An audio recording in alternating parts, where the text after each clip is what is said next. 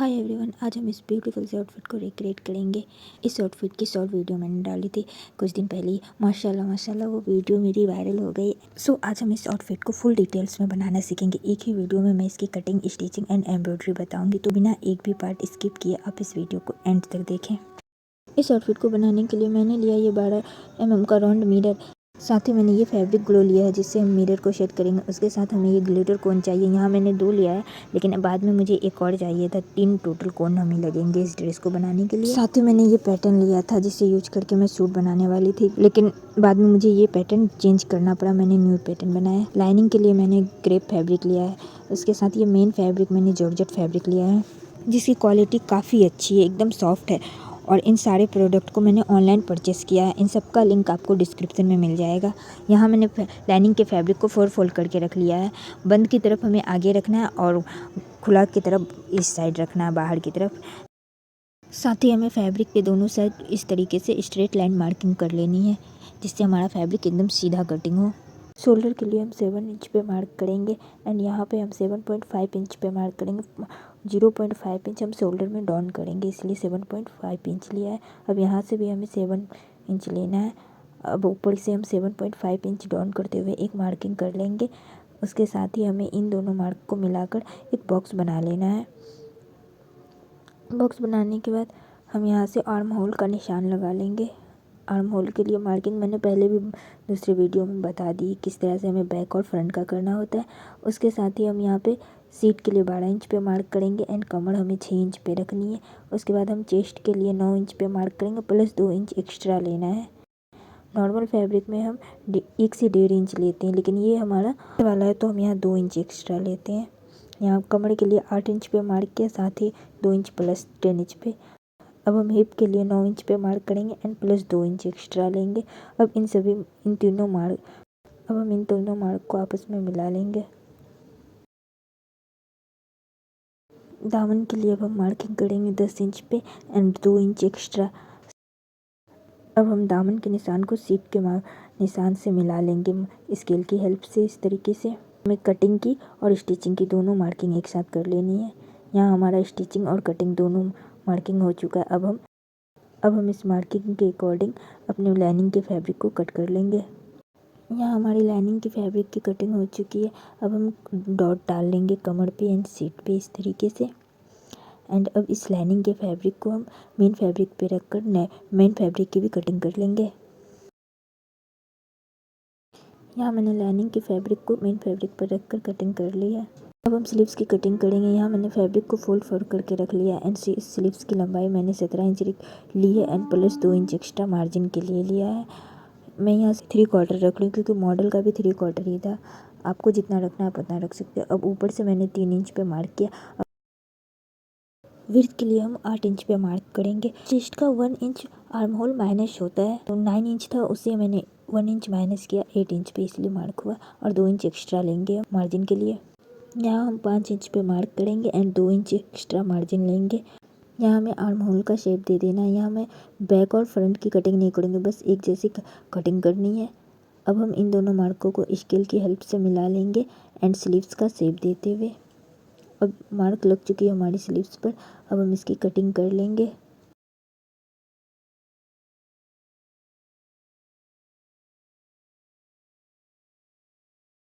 यहाँ हमारी स्लीव्स की भी कटिंग कंप्लीट हो चुकी है। अब हम मेन फैब्रिक को लाइनिंग के फैब्रिक से साइड से स्टिच कर लेंगे। अब हम नेक की कटिंग करेंगे। नेक विड्थ मैंने लिए थे 3 इंच और नेक डीप लिए मैंने 6 इंच। इस तरीके से हमें एक बॉक्स बना लेना है। अब इस बॉक्स के अंदर हमें राउंड शेप दे देना है। अब ऊपर से हमें 0.5 इंच छोड़ते हुए इस तरीके से मार्क कर लेना है। राउंड शेप पे हमें एक नीचे की साइड भी मार्किंग कर लेनी है एंड यहाँ से हमें कटिंग कर लेना है नीचे की साइड से भी एक्स्ट्रा जो भी है हमारा। उसके बाद ऊपर से 0.5 इंच छोड़ते हुए भी हमें नेक की कटिंग कर लेनी है। ये रहा हमारा नेक कटिंग हो चुका है, ये देखें। अब हम इसी कपड़े पे पेस्ट कर लेंगे, लाइनिंग वाले एक्स्ट्रा कपड़े पे। यहाँ मैंने सूट पे और नेक पे पर दोनों पर आयरन करके सेंटर मार्किंग कर ली। अब हम इस सेंटर को मिलाते हुए नेक को अपने फैब्रिक पर रखेंगे एंड पिन अप कर लेंगे एंड सेंटर पे हमें स्टिच लगा लेनी है एक। उसके बाद हमें राउंड शेप में स्टिचिंग करनी है जिससे हमारा नेक का शेप बिल्कुल भी बिगड़े ना। इस तरीके से हमें साइड में स्टिच कर लेनी है नेक के बुकरम के साइड से। मैं यहाँ वीडियो फास्ट दिखा रही हूँ लेकिन स्लो स्लो ही आप लोग को करना है। अब हम इसे कटिंग कर लेंगे थोड़ा सा आधा इंच से भी कम कपड़ा छोड़ते हुए। अब हम साइड में भी छोटे छोटे से कट्स लगा लेंगे बस। अब हम इस तरीके से कपड़े को पलटेंगे अंदर के और ऊपर टॉप पे हमें स्टिचिंग कर लेनी है। सूट पे नहीं करनी, हमें एक्स्ट्रा जो कपड़ा है उस पर स्टिचिंग करनी है। ये देखें, मैं जूम करके दिखा रही हूँ आप सबको। ये देखें कितनी परफेक्ट से हमारी स्टिचिंग सिलाई लगी है। ये हमारा बैक पार्ट है। अब हम इसी तरह से फ्रंट पार्ट को भी रेडी कर लेंगे, बस उसमें थोड़ी सी स्टिचिंग मेथड अलग हो गया, हमें उसे आगे की साइड से स्टिच करनी है।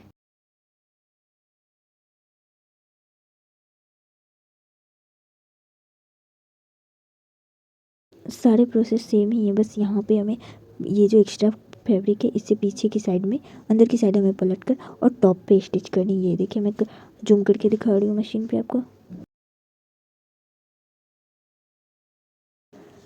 यहाँ हमारा फ्रंट पार्ट भी रेडी हो गया। अब हम इसकी शोल्डर ज्वाइन करेंगे। तो मैंने नीचे की तरफ बैक पार्ट को रखा है, अब फ्रंट साइड को उसके ऊपर रखेंगे। इस तरीके से हमें स्टिच कर लेनी है। यहाँ हमारा स्टिच हो चुका है। अब पीछे वाले फैब्रिक को हमें इस तरीके से आगे की साइड पलटना है और एक और स्टिच कर लेना है। इस तरीके से हमें शोल्डर ज्वाइन कर लेनी है। यहाँ हमारा शोल्डर ज्वाइन हो चुका है। इसी तरीके से हमें दूसरी भी शोल्डर ज्वाइन कर लेनी है। यहाँ हमारा शोल्डर ज्वाइंट होके रेडी है। अब हम इस तरीके से अब हम एक्स्ट्रा मार्जिन को छोड़ते हुए जहाँ से हमें स्टिचिंग करनी है वहाँ पे इस तरीके से हमें मार्क कर लेना है। अब हम इसे इस तरीके से पलट लेंगे एंड टैप टैप करके दूसरी साइड भी हम मार्किंग कर लेंगे। एंड सबसे इम्पोर्टेंट पार्ट, अब हम पैटर्न बनाने चलते हैं जिसके अकॉर्डिंग हमें मिरर लगानी है। इस पेपर की विड्थ है 17 इंच। अब हम इसके सेंटर पे इस तरीके से मार्क करेंगे एंड इस तरीके से हम पेपर को फोल्ड करके सेंटर के लिए मार्क कर लेंगे। अब हम सेंटर से 2-2 इंच के गैप पे मार्किंग करेंगे एंड इसी तरीके से हमें चारों साइड मार्किंग करनी है 2-2 इंच के गैप पे।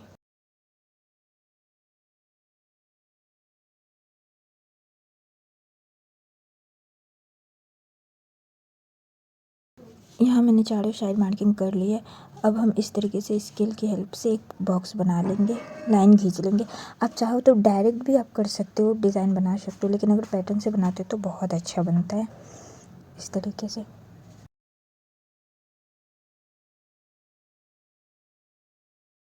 अब हम इस साइड से भी लाइन खींच लेंगे 2-2 इंच की गैप पर। यहाँ हमारी लाइन कंप्लीट हो चुकी। अब जो बॉक्स बना है उसके कॉर्नर पे हमें इस तरीके से डॉट डाल देना है। इस तरीके से हमारा पूरा पैटर्न रेडी है। अब इसी पैटर्न के अकॉर्डिंग डॉट्स पे हमें मिरर्स चिपकाने हैं। ये देखिए मैंने कुछ मिरर इस तरीके से चिपका के आपको दिखा रही हूँ।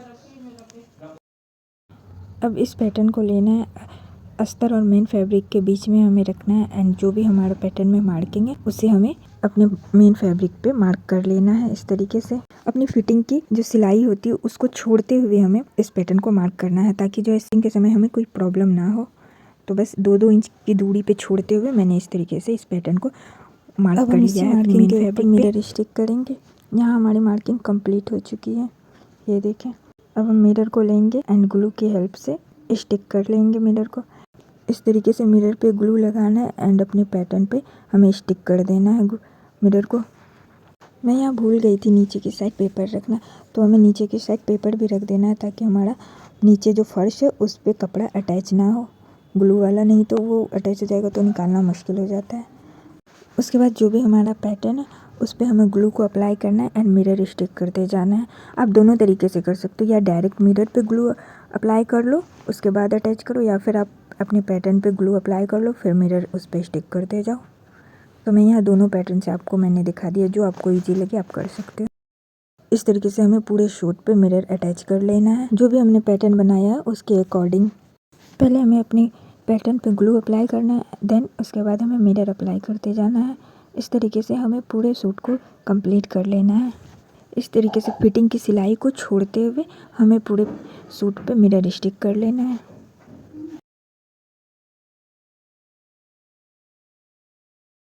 यहाँ हमारा मिरर कंप्लीट हो चुका है एंड अब हमें बीच बीच में भी मिरर एक एक लगानी है। वो मैंने पैटर्न में नहीं दिखाया था बट यहाँ पे हमें करना है, क्योंकि उस टाइम पे मुझे समझ नहीं आ रहा था करना है या नहीं करना है। बट यहाँ पे ये बहुत ज़्यादा खाली लग रहा था, जिस तरह का मॉडल का था उस टाइप का नहीं लग रहा था, तो फिर मैंने बीच बीच में भी एक मिरर लगा दिए हैं, ये देखें। अब ये बिल्कुल सेम मॉडल की तरह बन गया है। ये देखें, मैं इसे आपको करीब से भी दिखा रही हूँ। यहाँ हमारा मिरर कंप्लीट हो चुका है एंड उसके बाद मैंने 30 मिनट इसे ड्राई होने के लिए छोड़ा था। तो आप भी छोड़ दें, नहीं तो मिरर अलग होने लगेंगे अगर हम इस पे ही वर्क करना स्टार्ट कर दें फिर से। तो अब हम मिरर की आउटलाइनिंग करेंगे। मैंने यहाँ आउटलाइनिंग के लिए सिल्वर कोन लिया है, आप चाहो जो भी आपको पसंद हो आप वो ले सकते हो, गोल्डन। इस तरीके से हमें आउटलाइनिंग को पहले पेपर पर चेक कर लेना है, कहीं फंस तो नहीं रहा। देन हमें फैब्रिक पे अप्लाई करना है। अब हम इस तरीके से मिरर पे आउटलाइनिंग करेंगे ग्लिटर से। ये देखें, ये आराम आराम से करना, थोड़ा भी इधर उधर होगा ना तो ये पूरा फैल जाएगा, कपड़े पे लग जाएंगे तो वो ख़राब होंगे। तो इस बात का आपको ध्यान रखते हुए इसे अप्लाई करना है। एंड इसे सूखने के लिए कम से कम तो 1 घंटा लग जाता है। अगर आप इसे धूप में करो तो आधे घंटे में सूख जाएगा। अगर आपके पास हेयर ड्रायर है तो आप उसे यूज करके भी इसे सुखा सकते हो। एंड इसे मिनिमम आपको 3 से 4 घंटे आपको छोड़नी है बाद में, उसके बाद ही आपको स्टिचिंग करनी है। एंड ये पार्ट आप स्किप मत करना। अब इस तरीके से ही हमें मिरर की आउटलाइनिंग कंप्लीट कर लेनी है। यहाँ हमारे मिरर की आउटलाइनिंग कंप्लीट हो चुकी है। अब हमें मिरर नेक पर भी लगाने हैं। 1/2 इंच से भी कम गैप के ऊपर मिरर स्टिक करने हैं। यहाँ देखें, मैंने यहाँ ग्लू अप्लाई कर दिया 1/2 इंच गैप पे एंड देन मिरर को स्टिक किया है 1/2 इंच से कम गैप पर। ये देखें, इस तरीके से हमें पूरे गले पे मिरर स्टिक कर लेना है।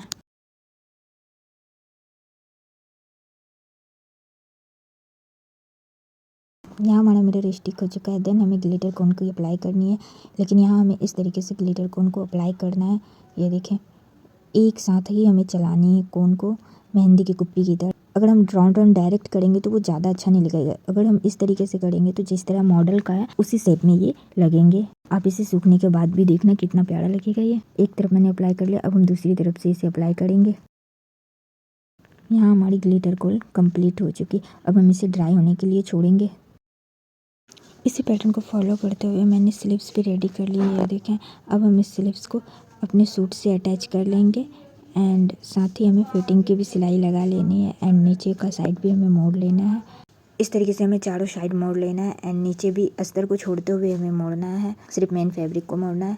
मैं वो दिखा देती लेकिन वीडियो ऑलरेडी बहुत लंबी हो चुकी है और लंबी हो जाएगी, आप लोग बोर हो जाओगे, तो इतना काफ़ी है। यहाँ मैंने चारों साइड मोड़ लिया, नीचे भी एंड मोड़ लिया। अब हम इस लेस को इस तरीके से रख कर स्टिच करेंगे। आप चाहो तो मशीन से भी स्टिच कर सकते हो, आप हैंड स्टिच भी कर सकते हो, तो जो आपको इजी लगता हो। मैंने यहाँ हैंड स्टिच किया क्योंकि ये मशीन पे थोड़ा रिस्की हो जाता है, सुई टूटने का टेंशन और ये परफेक्ट नहीं लगेगा, तो हैंड स्टिच ही कर लो, बेटर रहेगा। इस तरीके से हमें पूरी लेस को लगा लेना है हैंड स्टिच करके। यहाँ हमारा सूट बनकर रेडी है एंड जल्दी इसकी दुपट्टा की फुल ट्यूटोरियल मैं लेकर आऊँगी। तब तक के लिए मेरे चैनल से बने रहें एंड आपको ये वीडियो कैसी लगी कमेंट में बताएं। अगर आपकी कोई डाउट है तो वो कमेंट करें एंड जल्दी मिलते हैं नेक्स्ट वीडियो के साथ। तब तक के लिए अल्लाह हाफिज़।